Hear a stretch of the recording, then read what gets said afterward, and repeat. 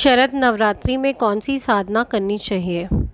नमस्कार दोस्तों, मेरा नाम आचार्य ज्योति वर्मा है और अमृत मंथन में मैं आपका स्वागत करती हूँ। तो चलिए दोस्तों, देरी ना करते हुए अपनी वीडियो की शुरुआत करते हैं।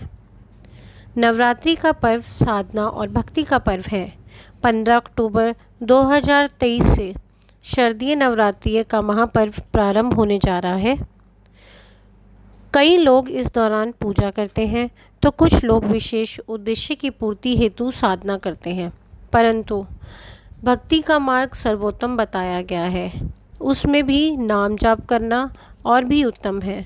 फिर भी आप साधना करना चाहते हैं तो जानिए कि नवरात्रि में कौन सी साधना करनी चाहिए।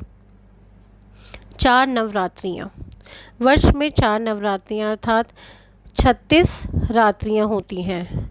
इसमें से चैत्र एवं अश्विनी माह की नवरात्रियाँ गृहस्थों की साधना के लिए और आषाढ़ एवं पौष की नवरात्रियाँ साधुओं द्वारा की जा रही गुप्त साधना के लिए होती हैं।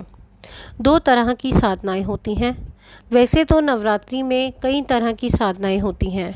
पहली दक्षिण मार्गी साधना और दूसरी वाम मार्गी साधना। पूजा, भक्ति, गायत्री और योग समस्त दक्षिण मार्गीय साधनाएं होती हैं। शैव, नाथ, शक्त संप्रदाय में वाम मार्गी अर्थात तांत्रिक साधनाओं का उल्लेख मिलता है। किसी भी प्रकार की साधना करने के लिए सही ज्ञान और गुरु का होना जरूरी होता है। उपरोक्त साधना को देवी और इससे अलग प्रकार की साधना को असुरी साधना कहते हैं। इस तरह परा और अपरा नाम से 2 तरह की साधनाएं होती हैं। वाम मार्गी साधना। गुप्त नवरात्रों में वाम मार्गी साधना कहते हैं। वाम मार्गी साधनाएं भी कई प्रकार की होती हैं, जिसमें एक है तंत्र साधना। तंत्र साधना में देवी काली, अष्टभैरवी, 9 दुर्गा, 10 महाविद्या, 64 योगिनी आदि देवियों की साधना की जाती है। इसी तरह देवताओं में बटुक भैरव, काल भैरव, नाग महाराज की साधना की जाती है।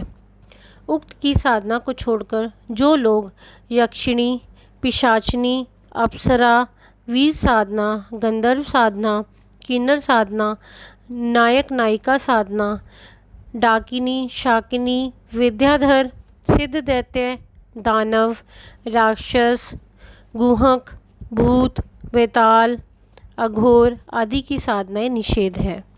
निषेध साधना या क्रिया करने वाले लोग अपने आसपास खतरा और नरक का जाल बुनते हैं। दक्षिण मार्गी साधना। चैत्र और शारदीय नवरात्रि में दक्षिण मार्गी साधना करते हैं। इसमें व्रत रखकर पूजा, हवन, नाम या मंत्र जाप के साथ ही पाठ किया जाता है। यदि आप नवरात्रि में किसी प्रकार की साधना कर रहे हैं तो पहले आपको साध्य देवी का चयन करना होगा। देवियों में अंबिका, सती, पार्वती, उमा, माता दुर्गा या दुर्गा के 9 रूपों में से किसी एक रूप की साधना कर सकते हैं। नव दुर्गा साधना। माता दुर्गा की यह सात्विक साधना होती है। यह नवरात्र में की जाती है।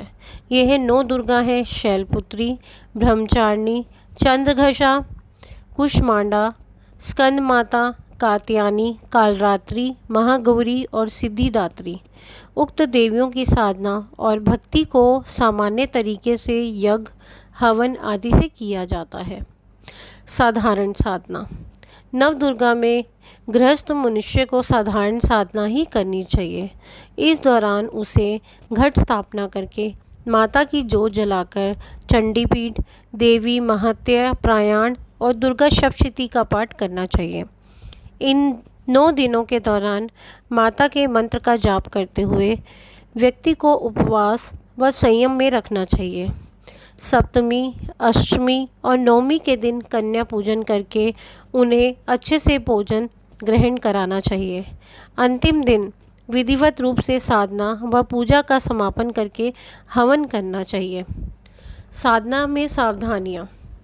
यदि आप में 9 दिनों तक साधना का संकल्प ले लिया है तो उसे बीच में तोड़ना नहीं चाहिए।